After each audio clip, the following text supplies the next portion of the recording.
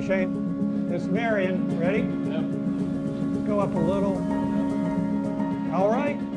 Ingots. Breaking the mold.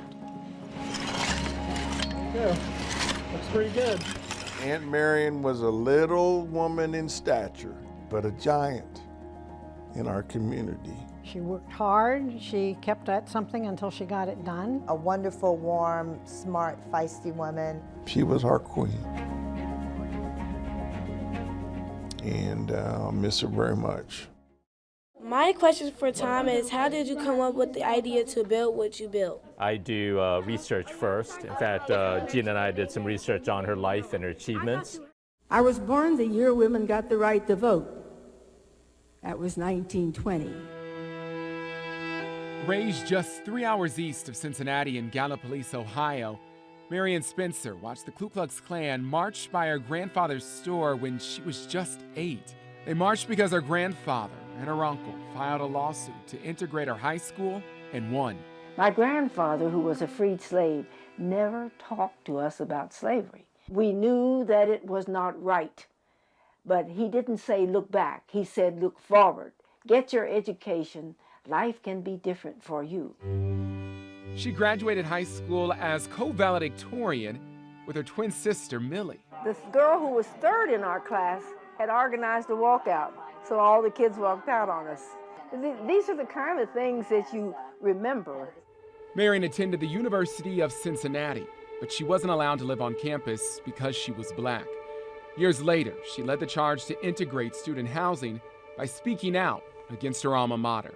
Dr. Walters understands you're speaking derogatorily, and I said, I most certainly am, in my very best English. And she said, well, he would like to talk with you. Oh, okay. And I said, at his earliest convenience. I've waited 8 years. I remember saying, I don't care what those people think. I know this is the right thing to do. She continued to mold a better version of Cincinnati.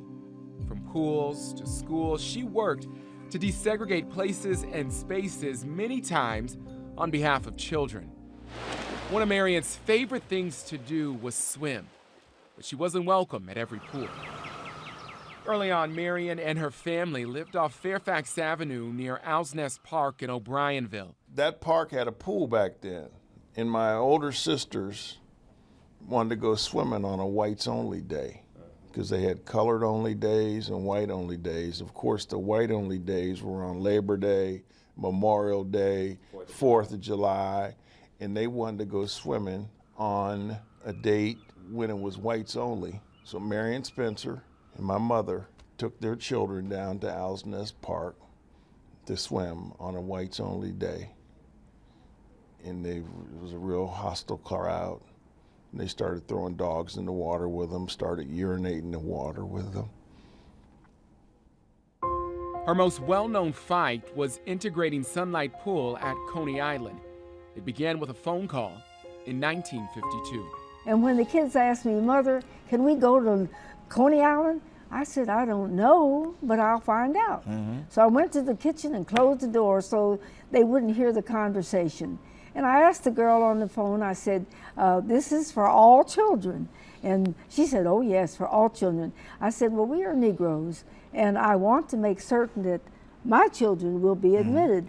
And there was a silence on the other end of the phone, and then she said, but I don't make the rules.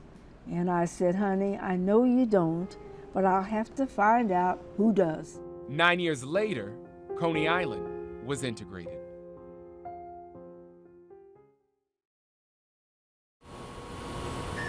It's like nice to have these milestones. When it's full size, you get a whole different perspective because you'll see it obviously in life size versus the 1/5 scale model that I've been working on. Once I have a general plan, I'm gonna go and get essentially get a wood platform made, where then which the figures will stand on.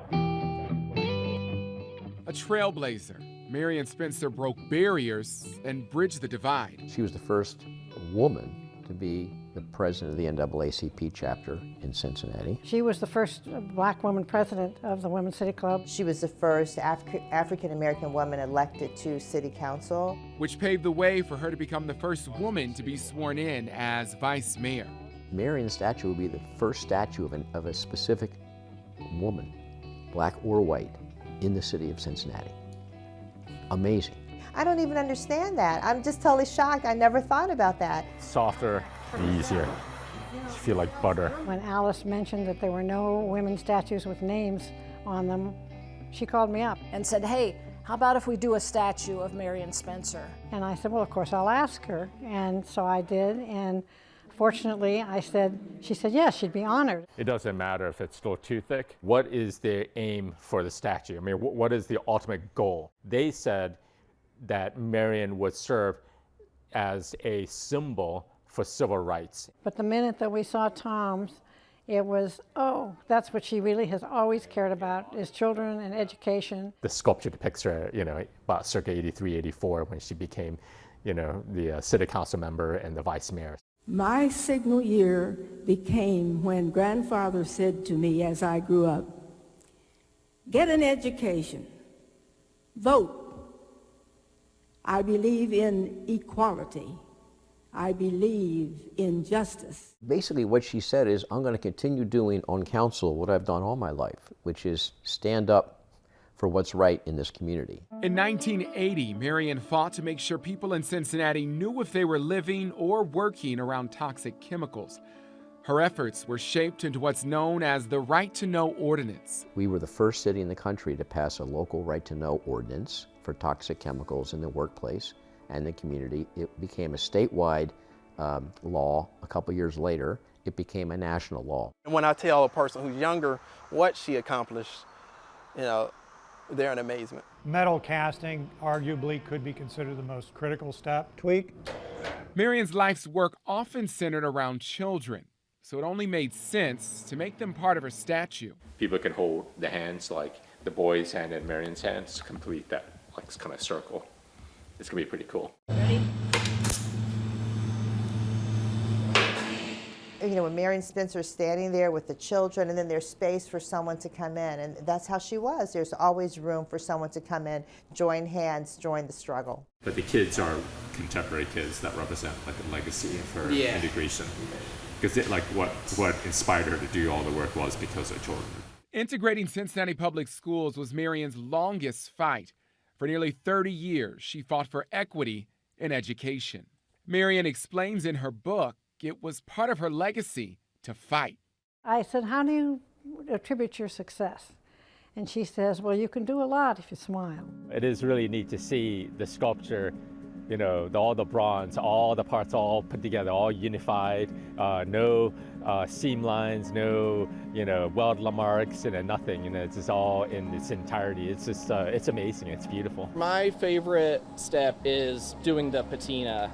It's putting the final touches on the statue and really brings it to life. The circle remains unfinished, a chance to join hands and unite in the fight with Marian Spencer. But I hope they recognize and stop for a minute and think about what she did for Cincinnati. A life of equality, a legacy of justice, an icon. I always think that our potential is diminished when we have to deal with yesterday.